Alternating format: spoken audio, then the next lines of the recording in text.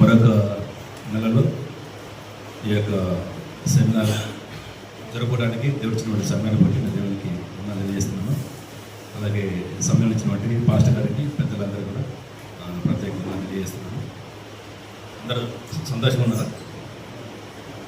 కొంతమంది లాస్ట్ అట్లెందుకు మంచి ఇటు వచ్చి కూర్చోవచ్చు, ముందుకు రండి అమ్మా. లాస్ట్ ఉన్నామని ఇప్పుడు ముందుకు మీరు కూడా రావచ్చు.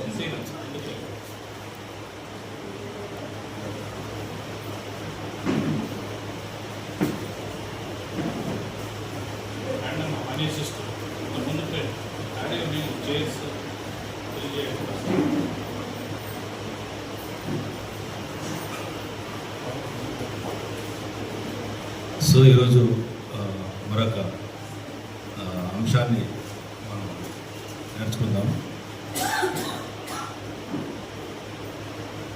మీకందరికీ తెలుసు లాస్ ఏంజల్స్లో ఏం జరిగిందో. దాని గురించి చాలామంది నన్ను ప్రశ్నలు అడిగారు, నాస్తికులు అడిగారు, తర్వాత హైందవ సోదరులు అడిగారు, తర్వాత మన వాళ్ళు అడిగారు. సో వాళ్ళు అడిగిన ఆ ప్రశ్నకి ఈరోజు మనం ఇందులో ఇంకా కొన్ని ప్రాముఖ్యమైన విషయాలు ఈరోజు మనం చూద్దాము.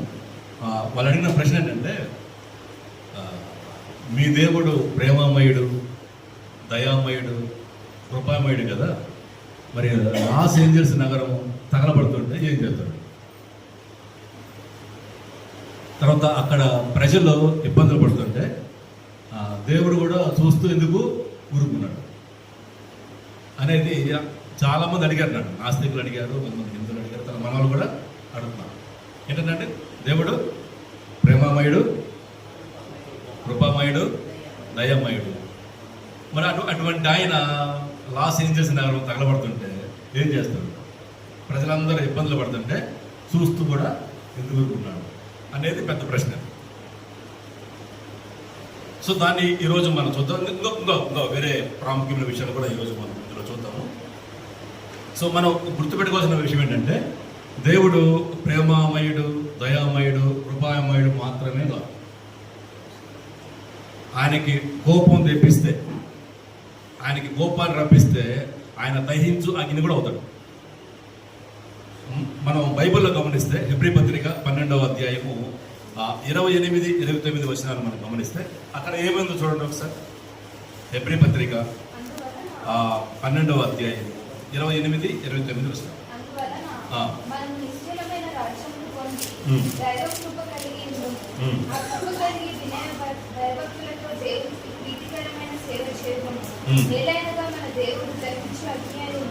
ఏంటంటే ఎలియనగా మన దేవుడు. కాబట్టి ఎప్పుడు కూడా నాణానికి ఒక వైపునే చూడొద్దు. అర్థమవుతుందండి? దేవుడు ఎటువంటి వాడో తెలుసుకోవాలంటే ఒక వైపునే చూడొద్దాం. సో దేవుడు ప్రేమమయుడు, దయామయుడు, కృపామయుడు, అందులో ఎటువంటి డౌట్ లేదు. కానీ అవి మాత్రమే కాదు. దేవుడు కోపం వస్తే ఆయన దహించు అగ్ని అవుతాడు. మనం ఇజ్రాయేలీల వాళ్ళ జీవితంలో గమనిస్తే, వాళ్ళ చరిత్రలో మనం చూస్తే, వారిని ప్రేమించినంతగా ప్రపంచంలో ఎవరు ప్రేమించిన దేవుడు. తర్వాత వాళ్ళు పాపం చేస్తే వారిని శిక్షించినంత కూడా ఎవరిని కూడా శిక్షించలేదు దేవుడు. అంటే ఆయన ఎంత ప్రేమమయుడో, కోపం వస్తే ఆయన కోపం తెప్పిస్తే అంత కోపాన్ని కూడా ఆయన చూపిస్తాడు. ఆ విషయాన్ని మనం గుర్తుపెట్టుకోవాలి. ఇంకొక విషయం ఏంటంటే, లాస్ ఏంజల్స్ నగరంలో తగలబడుతుంటే దేవుడు ఆ అగ్నిని ఆర్పాలనుకుంటే ఆర్పగలడు. ఏమంటే ఆర్పాలనుకుంటే ఆయన పెద్ద విషయం కాదు. కానీ ఒక్కొక్కసారి ప్రజలకు బుద్ధి చెప్పడం కోసము ఆయన ఆ మంటలకి అనుమతి ఆయనే ఇస్తారు. ఒక్కొక్కసారి, అన్ని సమయాలు కాదు, ఒక్కొక్కసారి ఆయన మంటలు కూడా అనుమతిస్తాడు. ఈ విషయాన్ని మనం గుర్తుపెట్టుకోవాలి. ఒకసారి ఒక మాట చదువుకొని మనం ముందుకెళ్దాం. గలతీ పత్రిక 6వ అధ్యాయము 7వ వాక్యంలో ఏముందంటే, ఒక్కసారి చూడండి. గలతీ పత్రిక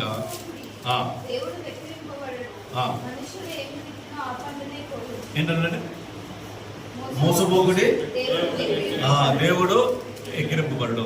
సో ఈ మధ్య ఎక్కువ ఏమవుతుందంటే, ప్రపంచవ్యాప్తంగా ఈ మధ్య ఎక్కువ ఏమవుతుందంటే, ప్రజలకి ధనం పెరిగిన తర్వాత, పేరు ప్రఖ్యాతులు వచ్చిన తర్వాత ఈ కళ్ళు తలకెక్కి సృష్టికర్త అయిన దేవుణ్ణే అవమానపరిచినట్టుగా, హేళన చేసినట్టుగా, ఎగతాళి చేసినట్టుగా వచ్చేసారు ప్రజలు. ఒక్క లాస్ ఏంజల్స్ నగరంలో అదొక్కడే కాదండి. పోయిన సంవత్సరం ఎప్పుడంటే 2024 జూలై 26 తారీఖున ప్యారిస్లో ఒలింపిక్స్ జరిగినాయి. ఆరంభ వేడుకల్లో వాళ్ళు ఏం చేశారంటే ప్రభువుని అవమానపరిచారు. తర్వాత ప్రభు పనులను కూడా అవమానపరిచారు. అంత మాత్రమే కాదు, మన ఈ బాలీవుడ్ యాక్టర్ ఉన్నాడు ఆయన గోవింద్ అని, ఆయన భార్య అని, ఆమె పేరు సునీత ఎలిజా. ఆమె కూడా ఏం చేసిందంటే ప్రభు రక్తానికి సాదృశ్యకరంగా ఉపయోగించే ద్రాక్ష రసాన్ని మద్యంతో పోల్చి ఆమె హేళన చేసింది.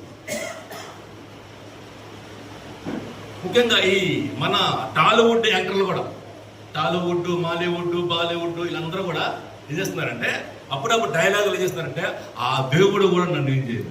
డైలాగులు ఎందుకంటే సినిమా తీసుకోవచ్చు కదా. దేవుణ్ణి అవమానపరిచినట్టుగా డైలాగులు చెప్పండి దేనికి? అసలు దేవుడే అనుకున్నాడు అనుకోండి, ఏమైందంటే ఆయన ఇటు చూస్తే భూకంపం వస్తాడు, దేవుడు ఇట్లా చూస్తే భూకంపం వస్తాడు. లాస్ ఏంజల్స్ లో హాలీవుడ్ వాళ్ళకి దేవుడు జస్ట్ శాంపులే చూపించాడు, మొత్తం కాదు, జస్ట్ శాంపులే చూపించిండు ఆయన కోపాన్ని ఎవరు కూడా పట్టుకోలేదు. ఎందుకంటే ఆయన కృపామయుడు, దయామయుడు, ప్రేమమయుడు కాబట్టి ప్రాణాలతో వదిలేసిండు దేవుడు. ఒక్క ప్రాణం తప్ప ఏం లేదు, అన్ని పోయిన వాళ్ళకి. అసలు ఎందుకు దేవుడిని ఆ విధంగా అవమానపరచాలి? మొన్నటిదాకా తగ్గేదనే డైలాగ్ చెప్పిన వాళ్ళు ఇప్పుడు ఏం చేస్తారు సార్? బాగా తగ్గుతున్నారు. ఇది లాస్ ఏంజల్స్ లో హాలీవుడ్ జరుగుతున్న దాన్ని బట్టి బాగా తగ్గుతున్నారు. నేను ఏమన్నానంటే మీరు ఏమేం చేసుకోండి, సినిమాలు తీసుకోండి, ఏమేం చేసుకోండి, కానీ సృష్టికర్త అనే దేవుడిని అవమానపరచుకోండి, ఆయన హేళన చేయకూడదు.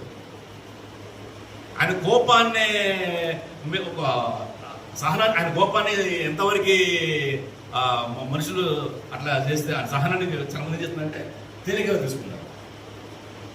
అందుకని దేవుడు ఏం చేసిండు వాళ్ళకి బుద్ధి రావాలని ఒకసారన్నా బుద్ధి రావాలని మీకు చెప్తా. అమెరికా సంగతి కూడా చెప్తాను, కొన్ని విషయాలు చెప్తాను ఇప్పుడు. అసలు వాస్తవానికి చిన్న మంట అది మీకు తెలిసలేదు. లాస్ ఏంజల్స్కి దగ్గరలో ఉంటుంది, పసిఫిక్ పాలసైడ్ ప్రాంతం, దూరంగా ఉంటుంది అది. అక్కడ ఒక ఇంటికి నిప్పంటుకుంది అంతే. ఒక ఇంటికి నిప్పంటుకుంటే ఆ చిన్న నిప్పు ఏమైందంటే ఆ గాలులని గంటకి 120 కిలోమీటర్ల వేగంతో గాలుల ద్వారా ఆ మంట స్ప్రెడ్ అయ్యి వ్యాపించి ఒక పక్క అడవులను నల్లబెట్టేసింది, ఒక పక్క భూములని పొలాలను నల్లబెట్టేసింది. చివరికి లాస్ ఏంజల్స్ నగరంలో ప్రవేశించి హాలీవుడ్ నటులు ఉన్నారే వాళ్ళ ఇల్లు మొత్తం కాదు, గెస్ట్ హౌస్లు, వాళ్ళ ఆఫీసులు, సినిమా థియేటర్లు మొత్తం నల్లబెట్టింది. అందులో మనం ఫ్యాషన్ ఆఫ్ క్రైస్ట్ మూవీ తీసాడే మెల్ గిబ్సన్ గారు, ఆయన కూడా నల్లబెట్టింది. తర్వాత మాజీ ఉపాధ్యక్షురాలు కమలా హారిస్, ఆమెను కూడా నల్లబెట్టింది. జో బైడెన్ కొడుకు, ఆయన కూడా నల్లబెట్టింది. చాలా మంది ముఖ్యంగా హాలీవుడ్ నటులు అన్నీ కూడా తగలబడి. సో దేవుడు ఆపాలనుకుంటే ఆపలేదు. మరి ఎందుకు ఆపలేదు అనేది మనం చూద్దాం. ఎందుకు ఆపలేదు, ఎందుకు అనుమతించాడని చూద్దాం. వాటిని ఆర్పటానికి అక్కడ మా బామ్మర్తి ఉంటుందండి అక్కడ దగ్గరలో, వాడు ఏం చెప్పిందంటే 1354 ఫైర్ ఇంజిన్ అని మంటలు ఆర్పడానికి ఉపయోగించిందండి. దాదాపుగా 1354 ఫైర్ ఇంజిన్లో 84 హెలికాప్టర్లో 14,000 మంది సిబ్బంది, వాళ్ళు చాలకపోతే జైల్లో ఉన్న ఖైదీలు వాళ్ళ గురించి సాయం చేశారంట. అయినా కానీ నెల రోజుల వరకు కంట్రోల్ కాదంట. అంత టెక్నాలజీ గల అమెరికా దేశమే మంటలు ఆరిపోవడం చేతకలేక చేతులు ఎత్తేసింది. అంటే దేవుని కోపం ఎట్లుంటుందో, ఏమంటే దేవుని కోపం ఎట్లుంటుందో అమెరికా ప్రత్యక్షంగా వచ్చి చూసింది. ఇక్కడ మనం చూడాల్సినటువంటి ఒక కోణం ఏంటంటే మత్తయి సువార్త 10వ అధ్యాయము 29-30 వచనాలు ఒక్కసారి చదువుతాం. మత్తయి సువార్త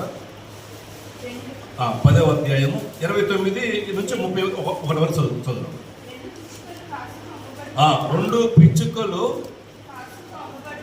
కాసుకు అమ్మబడును కదా, అయినను మీ తండ్రి సెలవు లేక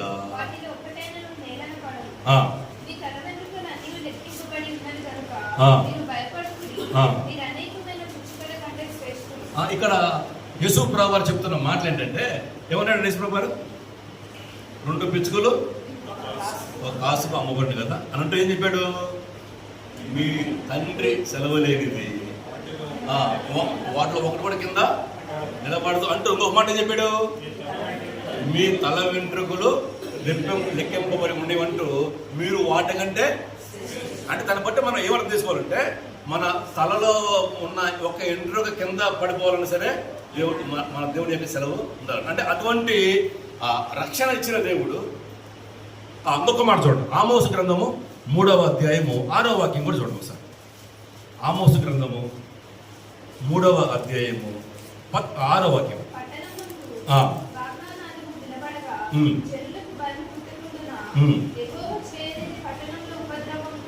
చూసారన్నమాట, యెహోవా చేయనది పట్టణములు ఉపద్రవము. అంటే దాన్ని బట్టి మనం ఏమర్థం చేసుకోవాలా? ఎక్కడ ఏ సంఘటన జరిగినా ఆయన యొక్క అనుమతి ఉంటుంది. ఆయన అనుమతి లేకుండా ఏది జరగదు. సో దీన్ని బట్టి మనం అర్థం చేసుకోవచ్చు అంటే, లాస్ ఏంజల్స్ లో ఆ నగరం తగలబడిందంటే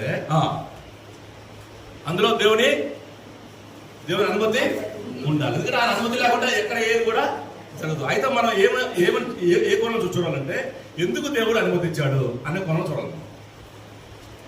ఆపాలనుకున్న దేవుడు ఈజీగా ఆపగలడు, కానీ ఎందుకు ఆపలేదు, ఎందుకు అనుమతించాడు అనే కోణంలో మనం చూడాలి.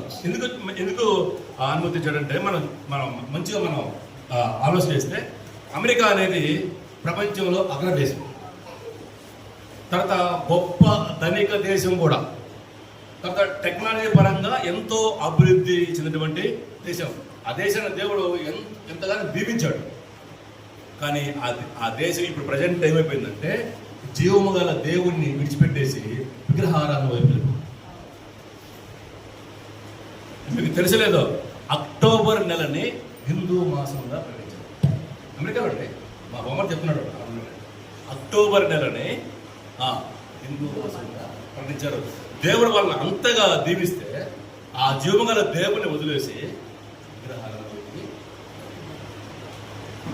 ఇంకా మనం అనుకుంటున్నాం, చాలా మంది ఇప్పటికీ మనం 99% మనం ఏమనుకుంటామంటే, అమెరికా అనేది క్రైస్తవ దేశం అని మనం అనుకుంటాం. మరి వాళ్ళు అక్కడ అనుకున్నట్టు మనం అనుకుంటున్నాం ఒట్టిగా, ఏమని, అమెరికా అనేది క్రైస్తవ దేశం అని. కానీ అక్కడ ఎవరు అనుకోవడం 90% అక్కడ ఉన్న ప్రజల్లో ఇది క్రైస్తవ దేశం అని అనుకోరండి. వాస్తవానికి అది కూడా మన భారతదేశం లాగానే సెక్యులర్ కంట్రీ. అది కూడా మన భారతదేశం ఇటువంటి లౌకిక దేశము, అమెరికా కూడా అట్లనే ఉంది. అదొకటి. రెండోది, ముఖ్యంగా మీరు గమనిస్తే బబులోను సామ్రాజ్యం ఎందుకు కూలిపోయిందో మనం ఆలోచించాలి. బబులోను సామ్రాజ్యం అనేది ఎందుకు కూలిపోయింది అంటే ఒకటే ఒక కారణం అండి. చూడండి, మీకు 2-3 కారణాలు చూపిస్తా. చూడండి, దానియేలు గ్రంథము 5వ అధ్యాయము, దానియేలు గ్రంథము 5వ అధ్యాయము 22-23 వచనాలు చాలా పెద్దగా ఉంటాయి. ఒకసారి చదవండి.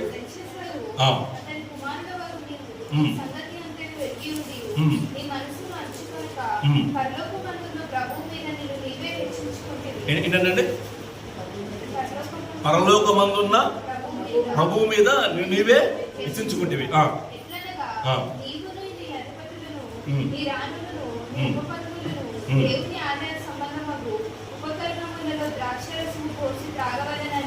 వాటిని తెచ్చి ఉంచుకొని వాటితో త్రాగుచు చూడలేనను వినలేనను గ్రహింపలేనను చేతకాని వెండి బంగారు ఇత్తడి ఇనుము కర్ర రాయి అని వాటితో చేయబడిన దేవతలను స్తుతించితిరి గాని నీ ప్రాణమును నీ సకల మార్గములు ఏ దేవుని వశములో ఉన్నవో ఆయన నీవు కనపరచలేదు. చూసారండి,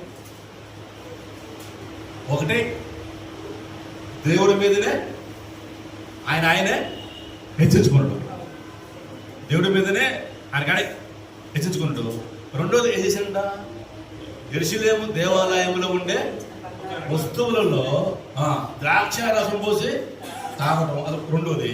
మూడో ఏంటంటే, మన ప్రాణము మన సకల మార్గములు ఏ దేవుని విషయంలో ఉండవో ఆయన్ని మర్చిపోకుండా వేటిని మొక్కినాడు ఆయన?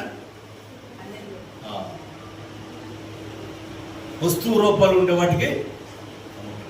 అప్పుడు ఏమైంది తెలుసా అండి, మీరు 30వ వచనం చదివితే 30వ వచనంలో ఏమైంది ఉన్నాడు కింద? ఆ రాత్రి యందు కల్దీల రాజుకు బెల్షస్సరు చచ్చిపోయాడు. మాదీయ పారసీకులు వచ్చేసి ఆ రాజే బబులోను సామ్రాజ్యం ముట్టడించి దాన్ని ఆక్రమించుకొని ఆ బెల్షస్సరు, నెబుకద్నెజరు రాజు కుమారుడు అండి బెల్షస్సరు, అతను చంపేస్తారు. అంటే మెయిన్ కారణం బబులోను సామ్రాజ్యం కూలిపోవడానికి ఆయన దేవుడి మీద హెచ్చించుకున్నాడు. దేవుని యొక్క ఆలయంలో ఉండే వస్తువుల్లో ద్రాక్షరసం తాగిండు. సృష్టికర్త అనే దేవుణ్ణి మర్చిపోయాడు. ముఖ్యంగా కాలిఫోర్నియా రాష్ట్రానికి విషయానికి వస్తే మీకు తెలిసలేదు, కాలిఫోర్నియా రాష్ట్రంలో అక్కడ తీర్పులు చెప్పే కోర్టుల్లో బైబిల్ని నిషేధించారు. మీరు అర్థం చేసుకోండి. ఇంకా ఎందుకు దేవుడు అనుమతించాడు? కాలిఫోర్నియా రాష్ట్రంలో తీర్పులు చెప్పే కోర్టుల్లో బైబిల్ని నిషేధించారు. తర్వాత స్కూల్స్లో కాలేజీల్లో ప్రార్థన చేయడం కూడా నిషేధించారు. మనమేమో క్రైస్తవ దేశంలో మనం ఉన్నాం ఇక్కడ, కానీ అక్కడ చూడండి బైబిల్ని నిషేధించారు, ప్రార్థన చేయడము నిషేధించారు, అసలు దేవుడి పేరు ఎత్తకుండా నిషేధించారంట. అంటే ఆ రాష్ట్రాన్ని ఎట్లా తయారు చేస్తున్నారంటే దేవుడు లేని రాష్ట్రంగా ఆ రాష్ట్రాన్ని వాళ్ళు తయారు చేస్తున్నారు. ముఖ్యంగా ప్రజెంట్ అండి కాలిఫోర్నియా రాష్ట్రంలో ఆ గవర్నరు, లాస్ ఏంజలీస్ మేయరు ఇద్దరు పనికి పనులు. దేవుడు అంటే అస్సలు పడతారు అందరికి. అలాగా తయారు చేస్తున్నారు. ఇప్పుడు కొంతమంది అంటే ఏమని బోర్డులు పెట్టున్నారంటే వాళ్ళ ఇంటి ముందు keep God out of California అని బోర్డు పెట్టున్నారు. ఏంటంటే దేవుడిని ఎక్కడంటే పెట్టేది? కాలిఫోర్నియా రాష్ట్రానికి బయట ఉంచాలంట దేవుడిని. మీరు అర్థం చేసుకోండి. అంటే వాళ్ళు ఎంతగా దిగజారిపోయారో, వాళ్ళ ఆ ధనం వల్ల తన మైండ్ వాళ్ళ కళ్ళు పైకెక్కి చివరికి సృష్టికర్త దేవుణ్ణే కాలిఫోర్నియా రాష్ట్రం బయట ఆయన ఉంచుకొని చెప్పి ఇంకా కొంచెం ముందుకు వెళ్దాము. ముఖ్యంగా లాస్ ఏంజల్స్ నగరానికి వస్తే ముఖ్యంగా అది ప్రపంచంలో 4వ ధనిక నగరం అంటారు. ప్రపంచంలోనే 4వ ధనిక నగరం. తర్వాత ఈ హాలీవుడ్ నటీనటులందరూ కూడా మెజారిటీ అంతా కూడా అక్కడే ఉంటారు. అయితే అసలు అక్కడ జరిగేది ఏంటంటే మీకు అందరికి తెలుసు, న్యూస్లో చూస్తున్నారు. జనవరి 6వ తారీఖున గోల్డెన్ గ్లోబ్ 82 అనమాట 82వ గోల్డెన్ గ్లోబ్ అవార్డు ఫంక్షన్ జరిగింది. ప్రపంచవ్యాప్తంగా 1400 మంది సెలబ్రిటీస్ అండి హాలీవుడ్కి సంబంధించిన వాళ్ళు ఆ యొక్క సెలబ్రేషన్లో హాజరైన తర్వాత ఆమె నిక్కీ గ్రోజర్ హోస్ట్ యాంకర్, మీకు ఎవరంటే ఇష్టం, మీ హీరో ఎవరు అని అడిగింది ప్రశ్న. ఆ 1400 మందిలో ఒక్కడు కూడా మాకు దేవుడు అంటే ఇష్టం అని చెప్పలేదండి. మాకు దేవుడు అంటే ఇష్టం లేదు, దేవుడు మాకు అంత ప్రాముఖ్యం కాదని వాళ్ళందరూ కలిసి ఆ 1400 మంది కలిసి దేవుడికి ఎన్ని మార్కులు ఇస్తారంటే 0 మార్కులు ఇస్తారు. దేవుడు ఎవరికి? సృష్టికర్తని దేవుడికి అండి. సృష్టికర్తని దేవుడికి 0 మార్కులు వేశారు. అంత మాత్రం కాదు, ఆ హోస్ట్ అంటే యాంకర్ ఆమె ఏమంటుందంటే ఆమె చెప్పిన మాట ఏంటి తెలుసండి? ఆమె చెప్పిన మాట ఏంటంటే no surprise in this godless town. No surprise in this godless town అంటే మీరు ఈ లాస్ ఏంజల్స్ నగరం అనేది దేవుడు లేని నగరం అని మీరు ఆశ్చర్యపోవద్దు.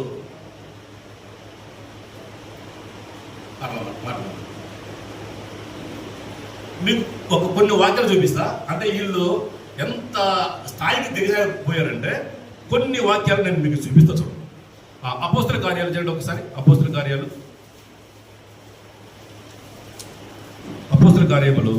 17వ అధ్యాయము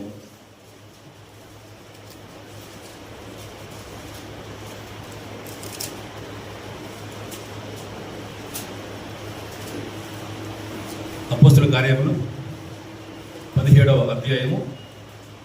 పౌలు గారు అక్కడ గ్రీకు పార్లమెంట్లో మాట్లాడాడు. గ్రీకు పార్లమెంట్లో దాన్ని అరియోపగ సభ అంటారు.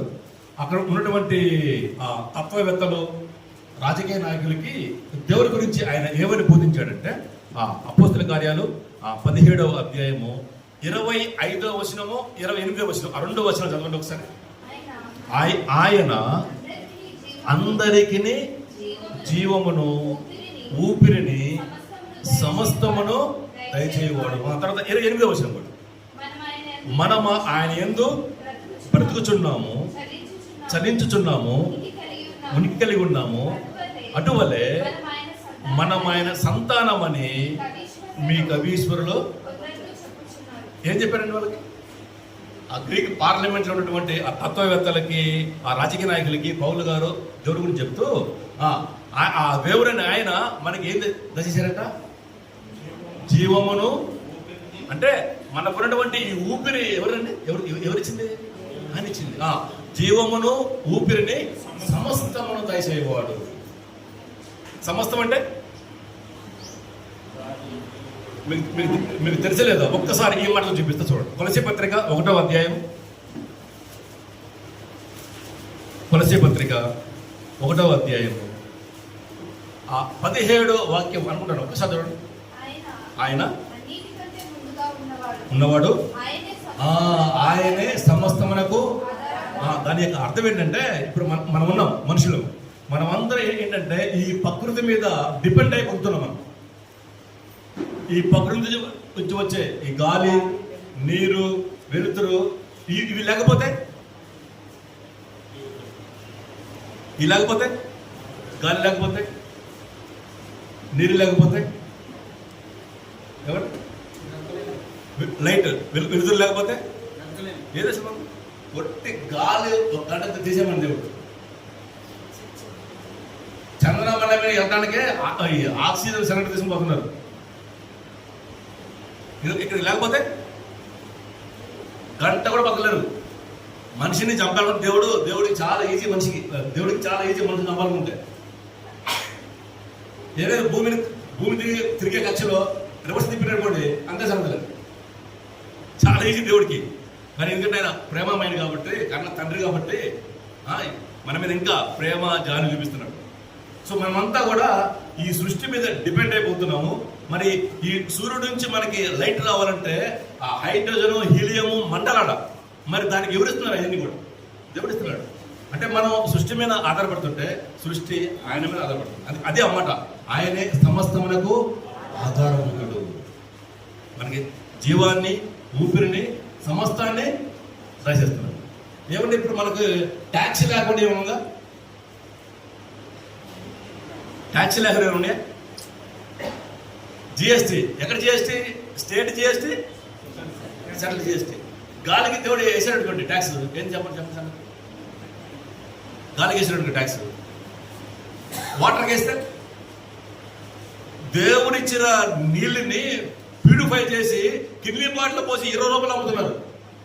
అదే తయారు చేసి అమ్మవారండి. ఒక్క నీటి బిందు ఏర్పడాలంటే H2 ఉందో ఫార్ములా. H2O అంటే 2 పాలు హైడ్రోజన్, 1 పాలు ఆక్సిజన్. ఈ రెండింటిని ల్యాబ్ లో మండిస్తే ఒక నీటి బిందు ఏర్పడుతుంది. అదే ఒక వాటర్ బాటిల్ కావాలంటే అదే మనలో తయారు చేసి ల్యాబ్ లో తయారు చేసి నీళ్ళు అమ్మారనుకోండి, ఎవరు కొనలేరు. దేవుడు మనకు సమస్తాన్ని అండి, ఊపిరిని, జీవాన్ని, ఊపిరిని, సమస్తాన్ని దయచేస్తున్నాడు. 28వ వచనంలో ఇంకా పౌలు గారు ఏమంటాడంటే, మనము ఆయన వలన బ్రతుకుచున్నాము, చలించుచున్నాము, ఉనికి కలిగి ఉన్నాము. అటువలే మనం ఆయన సంతానమని. అటువంటి దేవుడినే ఏమన్నారండి? మాకు ఆయన అంత ప్రాముఖ్యం కాదు. ఆయన మాకు అంత ముఖ్యం కాదు. ఆయన మాకు అవసరం లేదు. ఆ స్థాయికి వచ్చేసారు మనుషులు. ఇంకోటి, ఆ లాస్ ఏంజల్స్ నగరం అనేది అన్నారు కదా, దేవుడు లేని నగరం అని. ఇంకొక 3 వాక్యాలు చూపిస్తా చూడండి. అపోస్తలుల కార్యాలు అక్కడే చూడండి. 26వ వచనం చదువుతారు ఒకసారి. 26వ వచనం.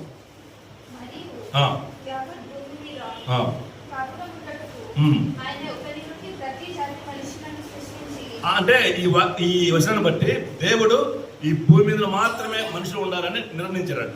తర్వాత యోబు గ్రంథము 37వ అధ్యాయము 12వ వాక్యం కూడా చూడండి. యోబు గ్రంథము 37వ అధ్యాయము 12వ వాక్యం. ఆయన ఆ, నడిపింపబడినవై ఆ, నరులకు నివాసయోగ్యమైన భూగోళము మీద ఆ. మెరుపును మేఘములను సంచారం చేయును. ఏముందండి అక్కడ? ఆ వాక్యం గమనించారు మీరు? ఆయన వలన నడిపింపబడినవై నరులకు నివాస యోగ్యమైన భూగోళము. భూమి గుండ్రం ఉందని బైబిల్ ఎప్పుడు క్రీస్తు పూర్వం 1500 ఉంది. అర్థమవుతుంది మీకు? భూమి గుండ్రం ఉందనే సంగతి బైబిల్ ఎప్పుడు రాయబడిందంటే క్రీస్తు పూర్వము 1500 సంవత్సరాల క్రితం రాయబడింది. వీళ్ళు సైంటిస్టులు ఎప్పుడు చెప్పారు? క్రీస్తు శకము 1500 తర్వాత చెప్పారు. ఒక ఆయన తిరిగి వచ్చింది, భూమి చుట్టూ తిరిగి వచ్చింది సార్. ఆ సార్ చుట్టూ తిరుగుద్ది కానీ తిరగలేను. భూమి గుండ్రం ఉన్న సంగతి. అక్కడ ఏముందంటే భూమి యావత్ భూమి మీద కాపురం ఉండటకు ఈ భూమి మీద మాత్రమే మనుషులందరూ కాపురం ఉండాలని దేవుడు నిర్మించాడు. తర్వాత ఆ భూమిని ఏం చేశాడంట? ఏ విధంగా ప్రకారంగా నివాసయోగ్యంగా చేశాడంట. మానవుడు ఈ భూమి మీద తప్ప ఏ గ్రహంలో కూడా జీవించాడు. ఈవెన్ చంద్రమండలం మీద కూడా ఒక్క రోజు కూడా ఉన్నాడు ఆక్సిజన్ లేకుండా. అంటే ఈ భూమి మీదనే మనుషులందరూ ఈ భూమి మీద ఉండాలని దేవుడు నిర్ణయించి ఈ భూమిని నివాస యోగ్యంగా తయారు చేసి 115వ కీర్తన 16వ వాక్యం కూడా చూడండి ఒకసారి. 115వ కీర్తన చదువు. ఆకాశములు యెహోవా వశము, భూమిని ఆయన నరులకు ఇచ్చిన. ఈ మూడు వాక్యాలు బట్టి ఈ భూమి మీద మాత్రమే మనుషులు ఉండాలని దేవుడు నిర్ణయించి ఈ భూమిని నివాసయోగ్యంగా తయారు చేసి ఆ భూమిని మనుషులకి ఇస్తే దాని మీద ఇల్లు కట్టుకొని నగరాలు కట్టుకొని చివరికి ఏమన్నారు? దేవుడే లేని నగరం అన్నారు. ఎంత అన్యాయం చూడండి.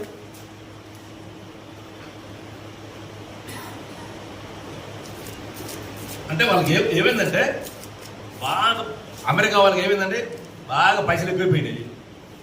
మీకు తెలుసు లేదా? బొమ్మలు చెప్తున్నాడు 5 రోజులు పనిచేసి దేనికోసం అంటే శనివారం 6 రోజులు కలిపెట్టాడు కదా. 5 రోజులు పనిచేసేది ఎప్పటి నుంచి? సోమవారం నుంచి శుక్రవారం దాకా. వాళ్ళు ఎందుకు పనిచేస్తారంటే శనివారం ఆదివారం అవుట్డోర్ వెళ్ళిపోయి ఫుల్ తినేసి తాగేసి చర్చికి వచ్చేది ఎవరు తెలుసా అండి? 50 సంవత్సరాలు కానీ పైన వస్తారంట అమెరికాలో.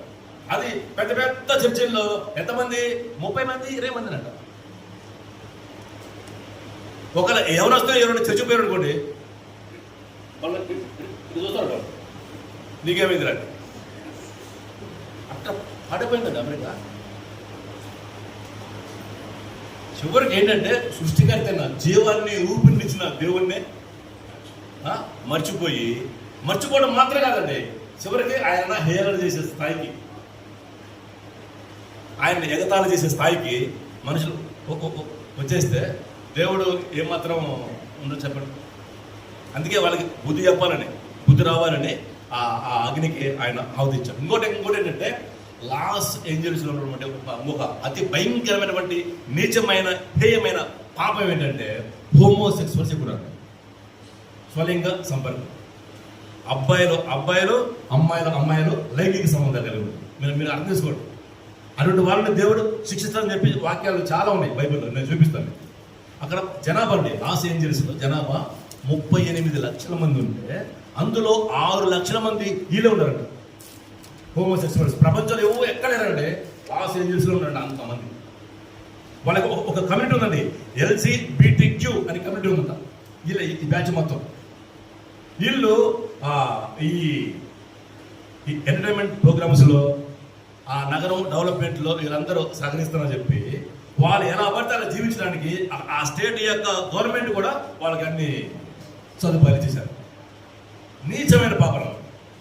సుధమ్మ గుమ్మర పట్టణాలు ఒకసారి మీరు జ్ఞాపకం చేసుకోండి. దేవుడు ఆ పట్టణాన్ని ఎందుకు నాశనం చేశాడంటే అక్కడ కూడా ఎవరంటే హోమోసెక్సువల్స్ మొత్తం బాలులు మొదలుకొని పెద్దవాళ్ళ వరకు మొత్తం కూడా అంత భయంకరమైన పాపంలో ఉడిగిట్టినప్పుడు దేవుడు వచ్చి ఒకసారి మీకు ఆ మాట కూడా చూపిస్తా చూడండి.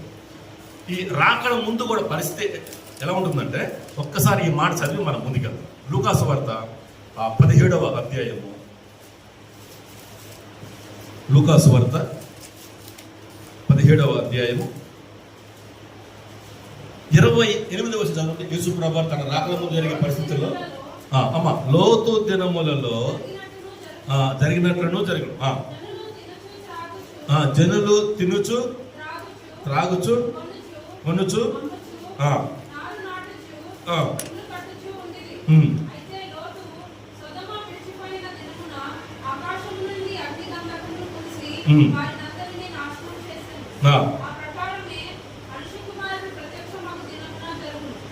రాకడ ముందు జరిగే మరొక పరిస్థితి ఏంటంటే ఎట్లుంటుందంట ప్రపంచ పరిస్థితి?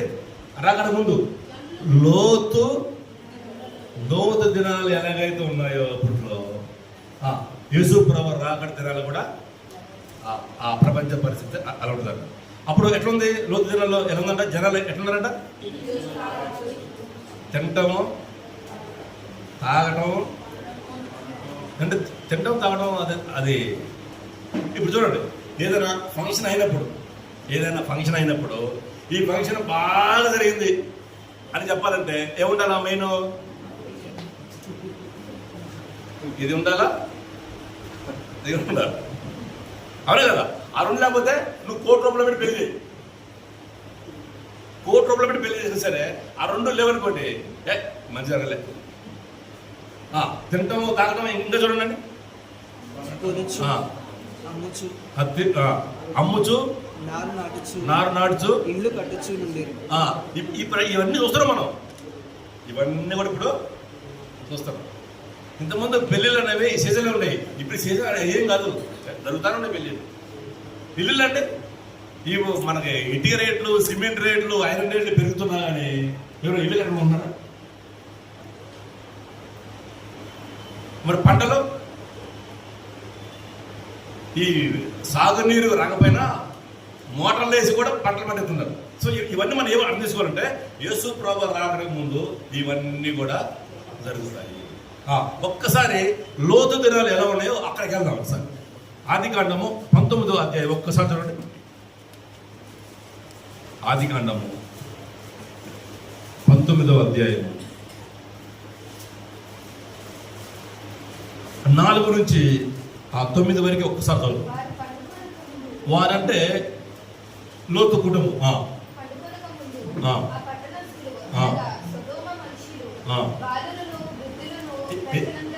ఎవరండి? బాలురు వృద్ధులు.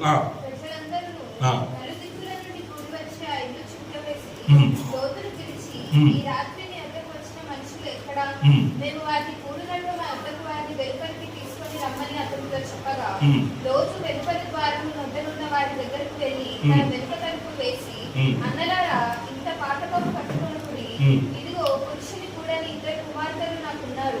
సెలవైతే వారిని మీ వద్దకు వెలుపలికి తీసుకొని వచ్చేదను.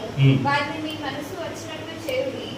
ఈ మనుషులు నా ఇంటి నీడకు వచ్చి ఉన్నారు కనుక వారిని మీరు ఏది చేయకూడదని చెప్పినప్పుడు వారు నీవు అవతలికి కొమ్మని. మరియు వారు వీడెవడో మనలోనికి పరదేశిగా వచ్చి కీర్తనగా ఉండ చూస్తున్నాడు కాగా వారికంటే నీకు ఎక్కువ కీడు చేసేదమని చెప్పి 11వ వచనం. అప్పుడు వారు కిందలు మొదలుకొని పెద్దల వరకు ఆ ఇంటి ద్వారం దగ్గర ఉన్న వారికి ఎవరంటే పిల్లలు మొదలుకొని పెద్దల వరకు. తర్వాత 13వ వచనం. మేము ఈ చోటు నాశనం చేయవచ్చుని వారిని కూర్చున్న మొర యెహోవా సన్నిధిలో గొప్పదాయని కనుక దాని నాశనం చేయటకు యెహోవా మమ్మల్ని పంపెనని చెప్పగా. చాలు, ఇక్కడ మీకు అన్ని చూపిల్ల కొన్ని వాక్యాలు. సొదొమ ప్రజలు బాలులు మొదలుకొని పెద్దల వరకు ఎటువంటి నీచమైన పాపం చేయడానికి ప్రకటనంటే హోమోసెక్సువల్స్ అంటే. లోతు ఏమన్నాడు? పెళ్లి పురుషుని 2 కూతుర్లు నాకున్నారు, అవసరమైతే వాళ్ళని మీకు ఇస్తా, మీకు ఇష్టం చేసుకోమంటే ఏం చేసిన వాళ్ళు ఇటువంటి వాళ్ళంటే హోమోసెక్సువల్స్. లాస్ ఏంజల్స్లో ఎంత భయంకరంగా ఇప్పుడు ప్రజెంట్ ఎట్లా ఉందో అప్పట్లో సొదొమ పట్టణం కూడా అంతగా చెడిపోయిందండి. దేవుడు అందుకే ఆ పట్టణాన్ని నాశనం చేశాడు. అందుకని దేవుడు అబ్రహాముతో మాట్లాడుతూ ఆయన ఏమంటాడంటే, మీరు 18వ అధ్యాయము ఒక్కసారి చూడండి. ఆడ ఎందుకు నాశనం చేశాడు మొరపెడతారు. పాపం చాలాసార్లు మొరపెడతారు, అయ్యా అక్కడ 10 మంది నీతిమంతులు ఉంటే నువ్వు రక్షించవా. 18వ అధ్యాయము 17 వాక్యం చదువు. 16-17 చదువు. 16-17. అప్పుడు ఆ మనుషులు అక్కడి నుండి లేచి అబ్రహాము వారిని సాగనంపుటకు వారితో కూడా వెళ్ళెను. వారితో కూడా వెళ్ళెను. అప్పుడు యెహోవా, అప్పుడు యెహోవా నేను చేయబోవు కార్యము నేను చేయబోవు కార్యము అబ్రహామునకు దాచెదనా? ఆ, అబ్రహాము నిశ్చయముగా బలము గల గొప్ప జనమగును. ఆ. అతని చాలు మూలంగా చాలు అమ్మాయికి 20 వర్షాలు చదవండి, 20 వర్షాలు చదవండి. మరియు యెహోవా సొదొమ సొదొమ గుమొర్రాలను గూర్చిన గొప్ప ఆ. మొర గొప్పది గనుకను, ఆ. వాటి పాపము బహు భారమైనది గనుకను, ఆ.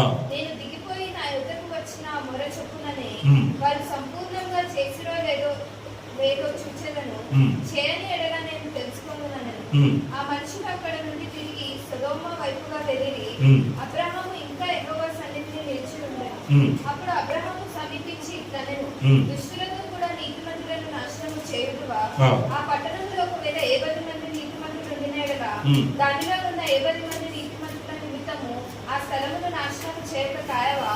ఉమ్. ఆ చొప్పున చేసి దుష్టులతో కూడా నీతిమంతులను చంపుట నీకు దూరమవును గాక. ఉమ్. నీతిమంతుని దుష్టునితో సమముగా ఎంచుట నీకు దూరమవు గాక. ఆ. సర్వలోకములకు తీర్పు తీర్చువాడు న్యాయం చేయడా అని చెప్పినప్పుడు ఆ. యెహోవా సొదొమ పట్టణంలో 70 మంది నీతిమంతులు నాకు కనబడిన ఎడల ఉమ్. వారిని బట్టి ఆ స్థలమంతటిని చాలు, ఇంకా చాలా విషయాలు ఉన్నాయి కానీ ఇంకా అబ్రహాం మొరపెడతా ఉంటాడు. అయ్యా ఆ పట్టణంలో 1050 మంది ఉంటే వాళ్ళని బట్టి వాళ్ళతో పాటు అందరినీ నాశనం చేస్తావా అన్నప్పుడు దేవుడు ఏమన్నాడు, ఒకవేళ ఆ పట్టణంలో 50 మంది ఉంటే ఆ పట్టణాన్ని నాశనం చేయదు. ఆ తర్వాత మళ్ళీ ఒకవేళ 40 మంది ఉంటే ఆ పట్టణం నాశనం చేస్తావా అన్ని మళ్ళీ మొరపెడతాడు. లాస్ట్కి ఎక్కడ వచ్చారంటే అయ్యా ఆ పట్టణంలో 10 మంది 10 మంది నీతిమంతులు ఉంటే ఆ పట్టణాన్ని నాశనం చేస్తావంటే దేవుడు ఏమన్నాడు, 10 మంది నీతిమంతులు ఉన్నా సరే నేను ఆ పట్టణాన్ని నాశనం చేస్తాను. లాస్ట్కి ఆ పట్టణంలో ఎంతమంది నీతిమంతులు ఉన్నారంటే నలుగురు. ఎవరు? లోతు భార్య, లోతు కూతురు.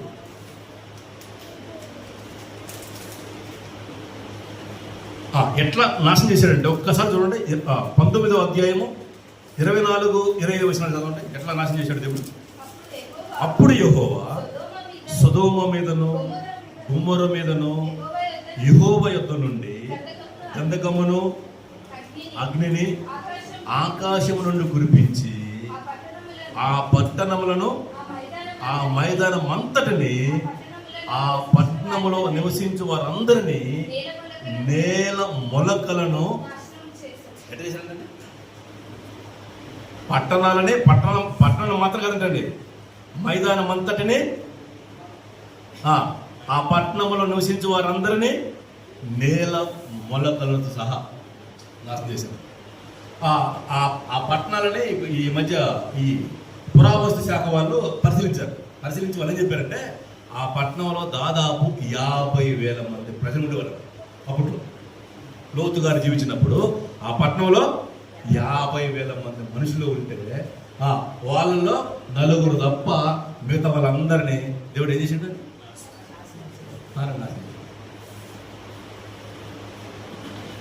ఇంకా లాస్ ఏంజల్స్ లో దేవుడు ప్రాణాలతో వదిలేసిండు దయమయ్యాడు కాబట్టి. కేవలం 29 మంది మాత్రమే చనిపోయారు. అదే సొదొమ గుమొర్రాలా చేస్తే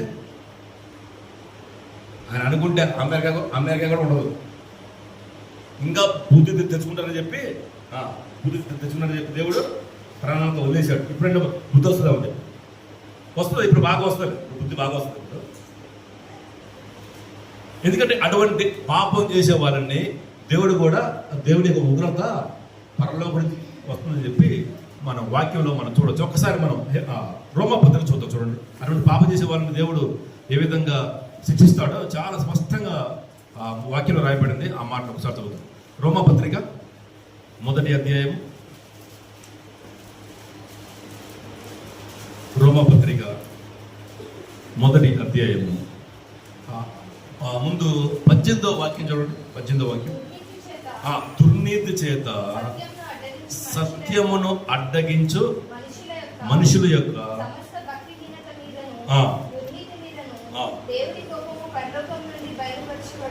ఏంటంటే ఎక్కడి నుంచి అంట? దేవుని కోపము పరలోకం నుంచి అంటూ కింద 26వ వచనం నుంచి మనం గమనిస్తే, మంచి జాగ్రత్తగా మనం గమనిస్తే అక్కడ ఏం రాయబడింది అంటే, అందువలన దేవుడు తుచ్చమైన అభిలాషలకు వారిని అప్పగించును. వారి స్త్రీలు సైతము స్వాభావికమైన ధర్మమును విడిచి స్వాభావిక విరుద్ధమైన ధర్మమును అనుసరించేది. అటువలే పురుషులు కూడా స్త్రీ యొక్క స్వాభావికమైన ధర్మమును విడిచి పురుషులు అవాచ్యమైనది చేయుచు తమ తప్పిదములకు తగిన ప్రతిఫలము పొందుచు ఒకరి ఎడల ఒకడు చూసారు. అటువంటి పాపం చేసే వాళ్ళ మీదకి దేవుని కోపము పరలోకం నుంచి తిరిగి వస్తుందని చెప్పి వాక్యం చాలా స్పష్టంగా ఉంది. ఏంటంటే చూసారా, స్త్రీలకు స్త్రీలు, పురుషులకు పురుషులు అవాచ్యమైనటువంటి నీచమైన పాపం. ఇంకా చూడండి 28వ వచనం కూడా. మరియు వారు తమ మనసులో దేవునికి చోటులనీయకపోయేది కనుక చేయరాని కార్యములు చేయుటకు దేవుడు భ్రష్ట మనసుకు వారిని ఏమీ లేదండి వాళ్ళ హృదయంలో దేవుడికి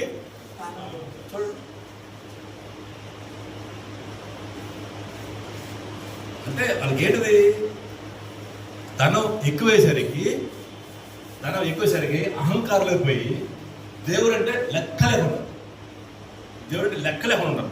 చూడండి ఆ మాట చూసారా, వారు తమ మనసులో దేవునికి చోటిల్లనీయకపోయేది కనుక చేయరాని కార్యం చేయుటకు దేవుడు భ్రష్ట మనసుకి ఇంకా చూడండి అట్టివారు సమస్తమైన దుర్నీతి చేతను, దుష్టత్వము చేతను, లోభము చేతను, ఈర్ష్య చేతను నిండుకొని మత్సరమును, నరహత్య, కలహము, కపటము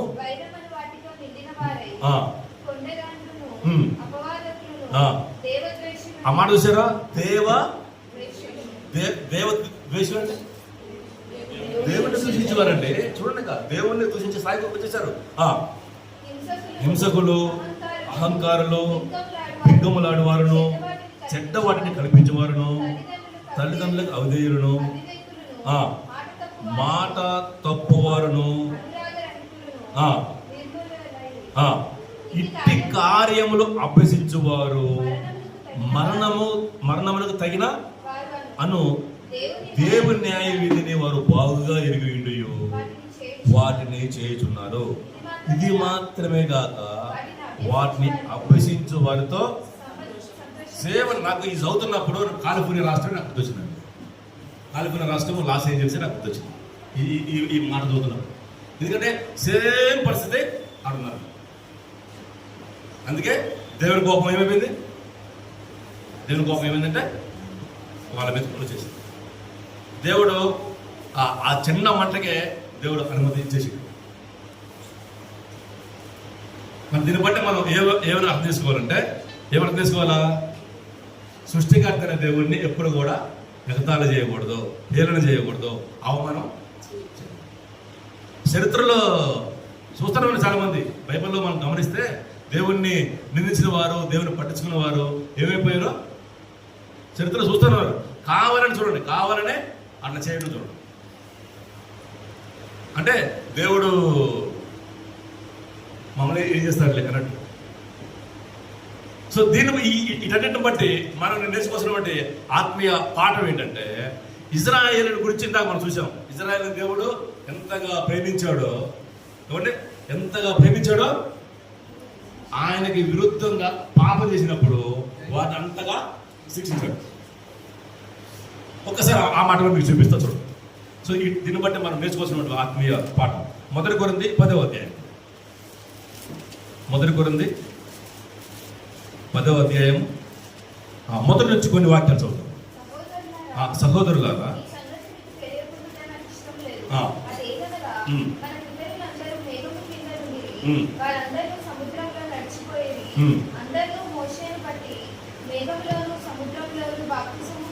పొందిరి, భుజించిరి,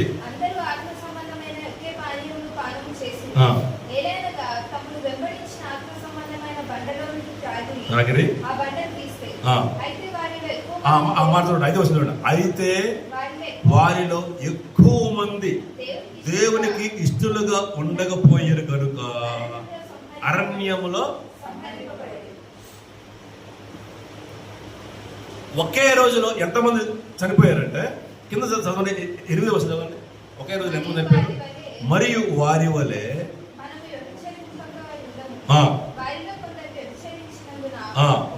ఒక్క దినమునే 23,000 మంది. ఎంతమంది అండి ఒక్క రోజులో అండి? ఎంతమంది అంట? 23,000 మంది. ఎందుకు? వారు ఆశించిన ప్రకారము అమరు నది వచ్చినాం. అయితే వారిలో ఎక్కువ మంది దేవుడికి ఇష్టలుగా ఉండకపోయారు. ఐగుప్తు నుంచి ఎంతమంది బయలుదేరారు? మొత్తం కలిపండి. కార్బలం అంటే యుద్ధం చేసే వాళ్ళు, స్త్రీలు, పిల్లలు మొత్తం కలిపి దాదాపు 20 లక్షల మంది పైన ఉంటారు. కానీ కారణాలు జరిగింది, కారణానికి వెళ్ళింది ఎంతమంది? ఓన్లీ ఇద్దరే, యెహోషువ, కాలేబు. మిగతా వాళ్ళందరూ ఏమైపోయారు? మరి అంతగా ప్రేమించడం వాళ్ళని, అంతగా ప్రేమించిండు. కానీ దేవుడికి ఇష్టలుగా జీవించకపోతే దేవుడు ఏం చేసిండు? అరణ్యంలో మొత్తం లేపేసిండు. వాళ్ళకి ఎంత సహాయం చేశాడంటే ఐగుప్తు నుంచి బయటకి రప్పించడం కోసమే 10 రకాల అద్భుత కార్యాలు చేసినండి. 10 రకాల అద్భుత కార్యాలు ప్రత్యక్షం చూశారు వాళ్ళు. మరి ఐగుప్తు నుంచి బయటికి నడిపించిన తర్వాత ఎర్ర సముద్రము అడ్డుగా వస్తే దాన్ని, అది మామూలు విషయం అండి, కళ్ళారు చూశారు. తర్వాత 40 సంవత్సరాల వాళ్ళ అరణ్యంలో ఉంటే చెప్పులు అరిగిపోలేదు, వేసుకున్న డ్రెస్ కూడా అరిగిపోలేదు. మీరు ప్రాక్టికల్ గా ఆలోచన చేయండి. 20 లక్షల మందికి ఒక రోజు భోజనం ఎంత ఖర్చు చెప్పండి? అది అడవులండి. 20 లక్షల మందికి ఒక రోజు భోజనానికి ఎంత ఖర్చు అయింది? తర్వాత 20 లక్షల మంది ఒక రోజు వాటర్ తాగాలంటే ఎన్ని బాటిల్ కావాలి? ట్యాంకర్లు కూడా తెలిపోవు. తర్వాత 20 లక్షల మంది ఒక నైట్ పడుకోవాలంటే ఎంత పెద్ద ప్లేస్ కావాలండి? దేవుడు ఎన్ని ఇచ్చాడండి. కొంతమంది బ్యాచ్, మలాంటి బ్యాచ్ ఎప్పుడు మాకు పప్పనమేనా, మాకు హైదరాబాద్ బిర్యానీ కావాలి. ఆయన దేవుడు వాళ్ళకి సాయం చేసిండు. మళ్ళీ పగలపూట వాళ్ళు ప్రయాణంలో ఎండ దెబ్బ తగులుతామని చెప్పి పైన మేఘస్తంభం, అడవుల్లో నైట్ టైం జర్నీకి రోడ్డు కనపడదామని చెప్పి అట్లా ఉండి అగ్నిస్తంభం నుండి అంట నడిపిస్తే లాస్ట్కి ఏం చేశారు తెలుసండి? మోషే గారిని దేవుడు పిలిచిండు శిలా పర్వతం మీద 10 ఆజ్ఞలు. పైన మొదటి ఆజ్ఞ దేవుడు ఏం రాస్తున్నాడు? పైన ఆకాశం అందే గాని, కింద భూమి ఎందే గాని, భూమి కింద నేల ఎందే గాని ఏ రూపము నీవు చేసుకునకూడదు, సాగిల పడకూడదు, పూజింపకూడదు, నక్షరింపకూడదు అని పైన ఫస్ట్ ఆగిన రాస్తుంటే కింద ఏం చెప్తారు? దూడం చేసుకొని తెలుసండి తన ముందు ఆ మోషే పోయిండు. మా ముందు నడిపించడానికి ఒక నాయకుడు కావాలి అని అహరోన్ని సతాయిస్తే ఆయన ఏం చేసిండు? మీ దగ్గర ఎంత బంగారం తీసుకురామండి. తీసుకురాగానే అగ్ని ఇస్తే ఏమైపోయిందండి? వాళ్ళు ఏమన్నారు అప్పుడు? ఐగుప్తు నుంచి మమ్మల్ని బయటికి నడిపించిన యెహోవా ఇదే. ఏది? దూడ అని. దాని ముందు ఏం చేస్తారంటే చూడండి, అక్కడ చూడండి. దాని ముందు ఏం చేస్తారంట? 7వ వచనం అండి. 1 కొరింథీ 10వ అధ్యాయం 7వ వచనం. జనులు తినుటకును త్రాగుటకును ఏంటంటే విగ్రహం ఉంది. ఏం చేస్తారు వీళ్ళు? దానికి మొక్కుతూ ఏం చేస్తున్నారండి? తినుటకు కూర్చుంటే మళ్ళీ మందు తాగడానికి ప్రాపర్ సెట్టింగ్. మళ్ళీ ఎందుకు? వాడు నిత్యం తాగినట్టుకోండి గ్లాస్ అంటే ఏమైతే పడిపోతుంది కదా. అంటే మనకి ప్రాపర్ సెట్టింగ్ పెట్టుకొని కూర్చొని తాగుతూ వేస్తున్నారు. ఆడుటకు మైకేల్ జాక్సన్ లెవెల్లో డాన్స్ చేస్తున్నారు. దేని ముందండి? దూడం.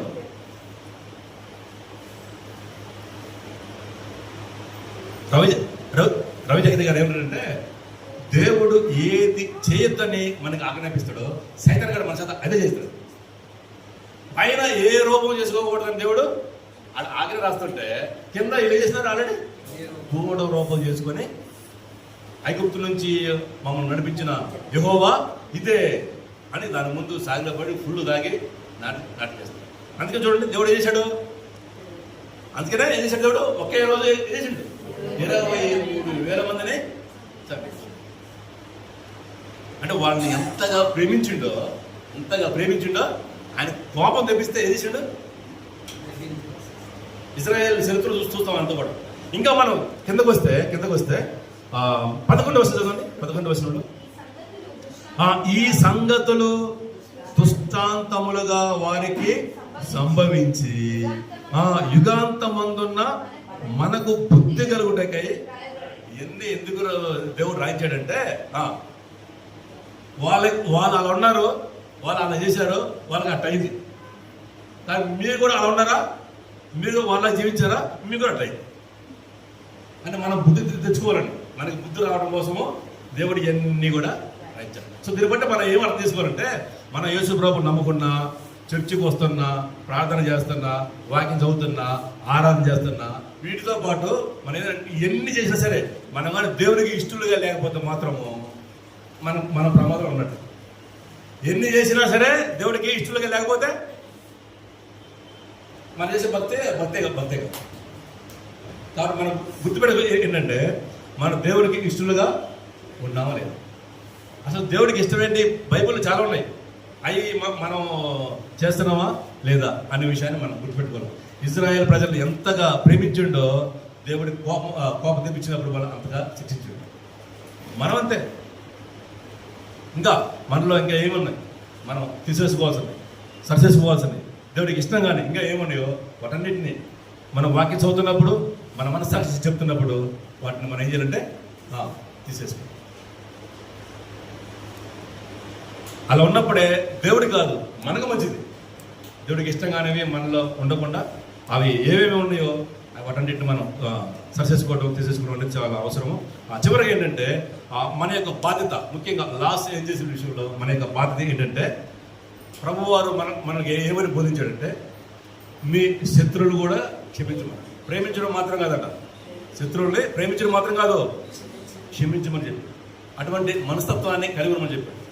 ఇప్పుడు లాస్ ఏంజెస్ పరిస్థితి ఏంటంటే, చాలా మంది ఇల్లు కోల్పోయారు, వాళ్ళకున్నటువంటి సంస్థను కోల్పోయారు. ఇంకా కొంతమంది రోడ్ల మీద ఉన్నారంట.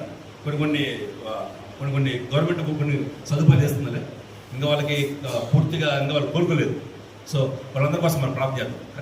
క్రైస్తవులు మనందరం కూడా ఎక్కడ మేలు కోరుకునేవారు కాబట్టి, ముఖ్యంగా లాస్ ఏంజల్స్ నగరాన్ని బట్టి, కాలిఫోర్నియా రాష్ట్రం గురించి మనం ప్రార్థన చేద్దాం. తక్షణమే దేవుడు వాళ్ళని క్షమించి ఆయన కోపం చల్లారలేక దేవుడు వాళ్ళందరినీ ప్రేమించి వాళ్ళందరినీ ఆదుకోవాలని, ముఖ్యంగా అటువంటి గవర్నమెంట్ కూడా మంచి మనసుతో ఎవరికైతే ఆయన కోల్పోయారో వాళ్ళకి మళ్ళీ తిరిగి అన్ని సదుపాయాలు ఏర్పాటు చేసినట్టుగా మా ప్రభుత్వానికి దేవుడు మంచి మనసును దయచేయాలని, దేవుడు కూడా వాళ్ళందరినీ క్షమించాలని, ముఖ్యంగా ఆ ప్రజలందరూ కూడా అందరూ దేవుడి వైపు తిరిగేలాగా మనం అందరూ కూడా ప్రార్థన చేద్దాం.